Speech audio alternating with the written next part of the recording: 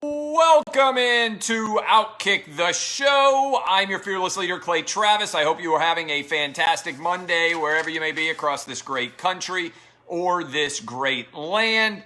Pull up a chair, get on some headphones, put in your earbuds, and let's hang out for a little bit. Right off the top, Lock It In is back after 144 days off the air at 4 o'clock Eastern. So in about 45 minutes, we will be live on Lock It In. Encourage you all to dive in there and make sure that you check out the new television show as we return. And also, I want to say right off the top, we had one of the best weekends ever for the Outkick VIP. Make sure you go out and sign up for the Outkick VIP today. Massive numbers of you signed up over the weekend. We appreciate you. We thank you. Also encourage you to go download the podcast. Jason Whitlock was the guest today.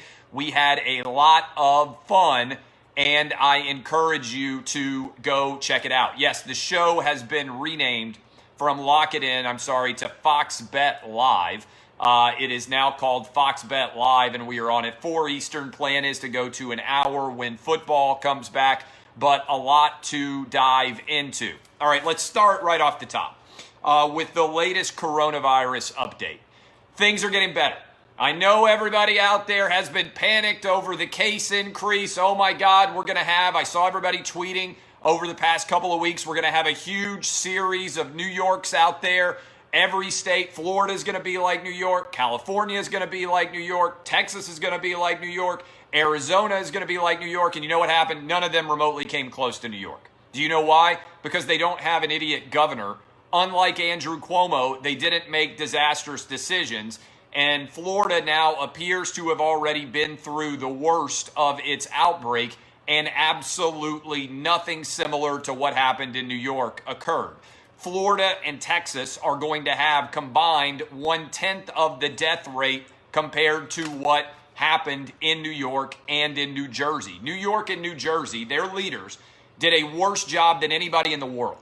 New York and New Jersey have a higher coronavirus death rate than anybody in the entire world. It was an unmitigated disaster. And let me just give you some data. Texas had the lowest number of new daily infections since June 21st yesterday. Over a month, Texas, new lows. Florida, meanwhile, deaths in the past 3 days in Florida, 278. Deaths on the same day last week, those 3 days, 305. It appears that the overall new hospitalizations has peaked in Arizona, has peaked in Texas, and has peaked in Florida. Now, I want to focus in particular on Florida and Texas here. They now have the same number of confirmed cases. And what has ended up happening? 1/10 of the death rate.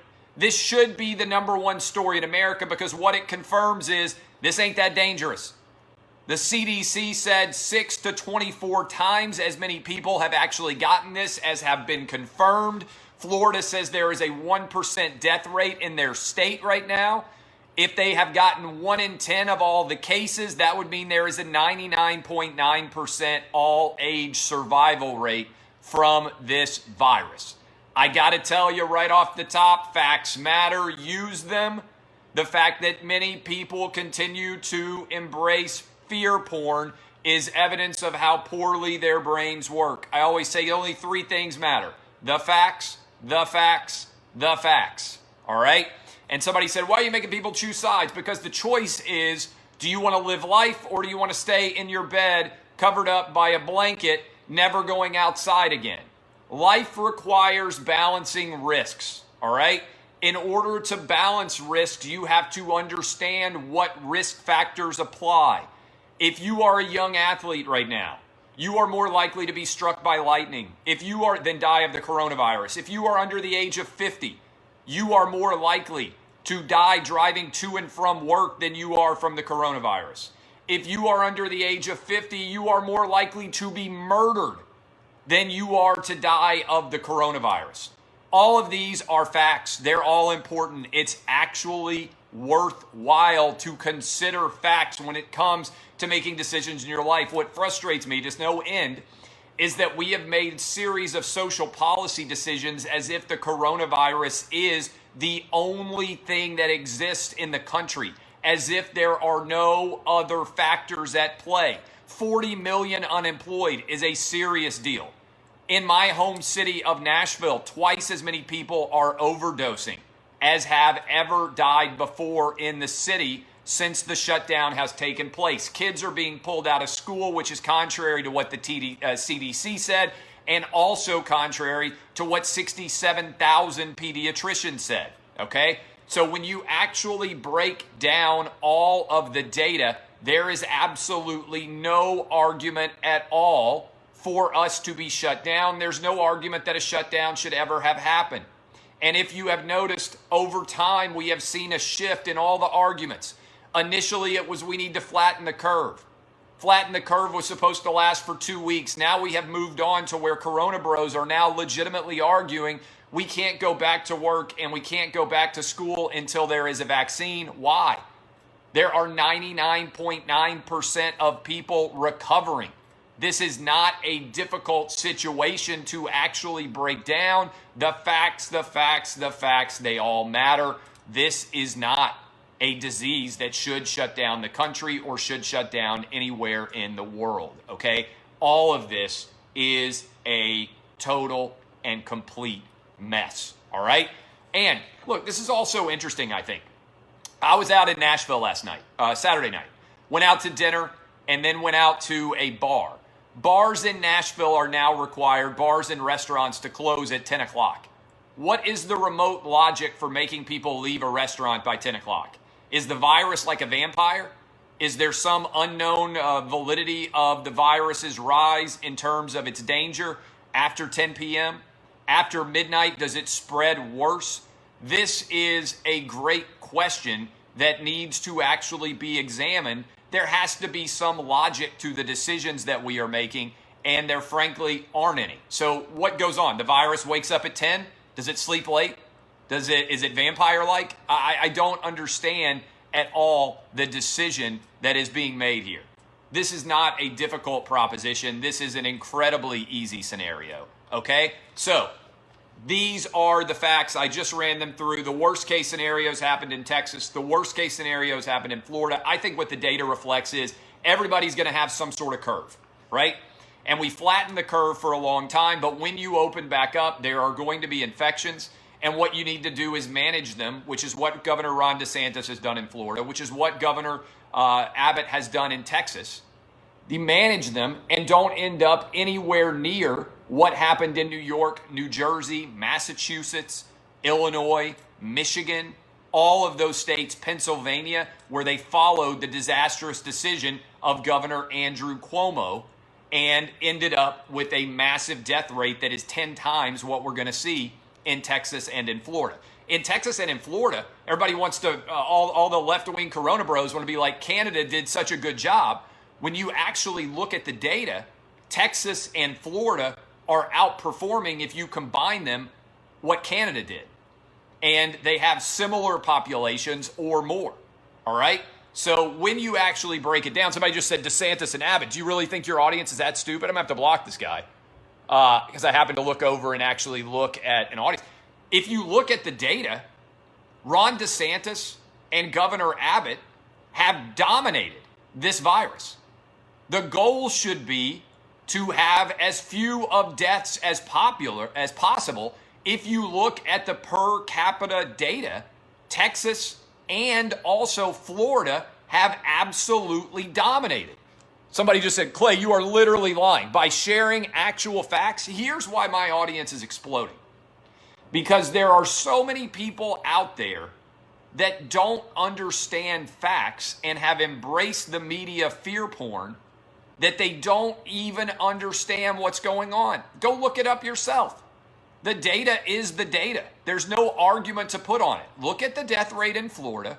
Look at the death rate in Texas. And compare those with New York and New Jersey.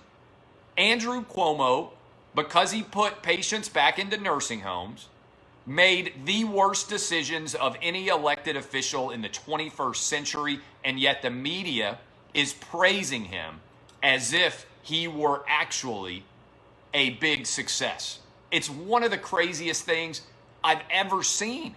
It's one of the most absurd things that I have ever seen. And what I love is how ultimately the truth rewards you. And all of the data is that our audience has exploded, and it's exploded with only me sharing the truth. That's how rare the truth is. There is such an unbelievable craving out there for the truth that, and there are so few people actually delivering it, that in this hot take media environment where everybody has to say constantly outlandish things, the most outlandish thing you can say is the truth. And there is such a huge demand for the truth. That is why my arguments and my universe is exploding. It's wild. It's wild to think about. And by the way, go ahead and spread the news. I appreciate all of you. All right, the Marlins. Marlins, I got to give credit, at least so far. Major League Baseball has not backpedaled here. When you play sports and you are testing players every day, people are going to test positive. People are going to test positive. It is a certainty. And when people test positive, you can't panic and completely reverse course. It's not March anymore. Every athlete who has tested positive in college, every athlete so far who is a pro and has tested positive has had similar results to what most under 35-year-olds have. They either never knew they had this virus or they experience it as a very mild infection. And it does not derail them at all. That doesn't mean that anecdotally somebody you know or somebody you heard of who was 30 and got the virus didn't have a bad outcome. That happens when you have a huge statistical sample size. But what you have to consider is the totality of the evidence, not random anecdotes. And the totality of the evidence reflects that you're going to be fine. Much like the totality of the evidence reflects that you're going to be fine if you get the flu and you are young and healthy. Doesn't mean you might not die. Under 24 years old, you are far more likely to die of the flu than you are of the coronavirus. It's why all schools should be back open. It's why the CDC itself said all schools should be back open. It's why 67,000 pediatricians said schools should be back open. The fact that you want to believe otherwise is about your fear, not the facts. And allowing fear and emotion to govern is why Twitter has fallen apart and why our national discourse on social media doesn't work, because people want to completely be terrified at all time. Okay? And so you look at the data, and this is not remotely complicated. Over 99.5% of all infected people, regardless of age, are fine. Okay? Maybe up to 99.9% based on the CDC's own data. Shutting down the economy and risking all the lives through shutting down our economy is a far more substantial long-range danger than this virus is. There are no substantial concerns here in the long-range nature of this virus. And seeing everybody embrace fear porn all the time is frankly sad. And the Coronabro community, and who I have labeled the king of the Coronabros, Darren Rovell, aka Karen Rovell, has been making the same bad arguments for months now about the fact that sports can't happen in the age of the coronavirus. And there are a lot of people out there that are in media that further propagate these stories. They never share all of the negative tests, but every time there is a positive test, they run straight to social media and they spread it virally. They are so afraid that every time there's a negative story, they can't wait to share it. My argument's pretty straightforward. Just look at the actual data. Don't allow yourself to be overtaken by the fear porn. You can stay inside your house and never leave again. That's your right as an American. But the rest of us, people who are actually using our brains and looking at the data, we want to get back to work. We want to get back to school. We want to get back to living our normal lives. Let us do that. And if you feel that you can't do it because you're too afraid, you never have to leave your house again. You can stay inside and you can bury yourself under the covers. And if you're rich enough, you don't have to work for the rest of your life. You don't ever have to go outside again. But the idea that that is in some way living a life is one of the craziest things I have ever seen. And the number of people in the media who are rooting for sports not to be back, even if they claim they're not doing that. When you only share negativity, your feed tells on you. Ultimately, you see what you believe based on what you share. And if you are sharing 99% fear porn, as many people in the media are, whatever you claim is not actually true. You are doing the opposite of what you claim. And you may not even realize it. You may not even realize what your constant sharing of fear porn looks like to reasonable people in the country who want to get back to sports. But the minute anything goes wrong with the Marlins, boom, it's out there. The minute any college football team or football player tests positive, boom, it's out there. The minute there's an NBA player testing positive, oh, you know whose feed is going to be the first one to share it. But when the NHL doesn't have a single case, or when the MLS doesn't have a single case, or when the NBA doesn't have a single case, those same people don't ever share those stories. They're always looking for the worst because they believe in the worst on this virus they have bought in to the fear porn. I got to give credit to Big 12 Commissioner Bob Bowlesby. He was asked about the Marlins, and I got to give credit to Major League Baseball. You can't panic when you get positive tests. They are going to happen. Plan for them. You can't overreact. This is the age in which we live. You can't shut down society in the hopes that there is going to be a vaccine in 6 months, and then everything just goes miraculously back to normal. We need to keep the economy going. And by the way, Twitter is vastly overpopulated with people who can make a living sitting around on their computers all day. It's very easy to argue everybody stay home when you are able to stay home and work every single day. The vast majority of the American workforce cannot do that. And for them, they have to balance risk in their life like adults typically have to do. 40 million unemployed to me is far more serious than 4 million people contracting a virus over 5 months, which 99% high percentage of them are going to be fine from. The average age of death from the coronavirus is older than the average age of death in this country. That means that the people that the coronavirus are dying from have already outlived the average age in this country. People are dying younger from every other virus than they are from the coronavirus. Lou Williams. We needed a fun story. We needed a funny story. Lou Williams rolled into, was it Magic City? I think it was Magic City strip club in Atlanta. Claimed he was there to get chicken wings. It's one of the funniest excuses I've ever heard. It might well be true. But here's what you can't do. If you're supposed to be in a bubble community and you get out of the bubble to go to a funeral, you can't then make the decision to go to a strip club. And while you're there, you can't pose for a photo with a rapper who then puts it up on his social media feed.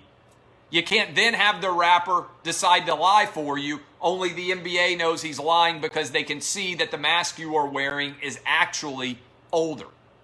He's got his own signature sauce, more props to him. Johnny Manziel hopped into my Twitter feed and said, by the way, that these chicken wings were fantastic. But you can't go to a strip club and get chicken wings or any other things in the strip club when you're supposed to be in a bubble quarantining with the NBA. I will say it's a fantastic story, and after he quarantines for 10 days and pays $100,000 for it, it's going to be one of the most expensive strip club trips of all time. We have got, did you see the left wing hit piece that we had against us? I got to give Jason Whitlock credit. Friday afternoon, One of these guys who's perpetually triggered by Outkick, he sends me an email and he says, I got a lot of questions for you. I'm writing a piece. And I was like, all right. Well, I call Whitlock. I'm like, what do you want me to do? He said, ask for the questions. Said, ask for the questions. And then when you get the questions, just respond to them on our website. The reason why he's writing about us is because millions of people are coming to Outkick every month to read what we say, and he wants the traffic that would ordinarily go to Outkick to come to his website instead. So he said, why not go ahead and write that, write all our answers, and then let all the people who want to read that article come to us, because you know the truth of the matter is when somebody says, I've got some questions for you, they've already written their entire piece.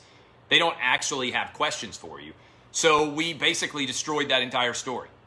We basically stepped right into it, destroyed that entire story. Give props to Whitlock for coming up with the idea and also coming up with a great column today, but an incredible answer on Saturday. It was actually fantastic. I got to give him credit for it. We had more people signing up for VIP just about than we've ever had before. It was the best advertisement we could ever have because people absolutely love conflict. People think that you should run away from conflict. I run to conflict. People love to watch people argue. They like to watch people fight. They like to watch teams go up against each other. They want to pick sides. We are all tribal. The best way to draw a crowd is to have two opposing forces come together and like helmets collide. That's why football is so popular. It's why boxing is popular. It's why UFC is popular. People love conflict. They claim they don't. They want bipartisan. They claim they all want it. It isn't actually true. They want conflict.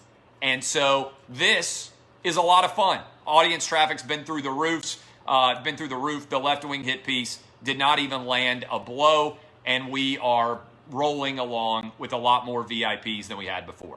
With that in mind, if you love what I say, if you love Outkick, sign up for the Outkick VIP today. Go to Outkick.com, get hooked up. We'll be live tomorrow on the radio, all 50 states, 300 plus affiliates, Sirius XM Channel 83. Make sure that you are there, and you will be glad that you swung by and hung out with us. Be live all week. Go download the podcast, search out Outkick. Make sure that you do it. Thank you for making us the fastest growing sports media company so far, I believe, since March. No one is even close to us. That will continue. Appreciate you, Facebook. Appreciate you, Twitter. Appreciate you, YouTube, and all the podcast listeners. I love all of you. DBAP unless you need to SBAP. Kisses. I will see you guys tomorrow. Oh, actually, I'll see you guys in, what's the time here? I'll see you guys in like 20 minutes on FS1. All right. Love you guys. See ya. Thank you, Facebook. I'll see you guys.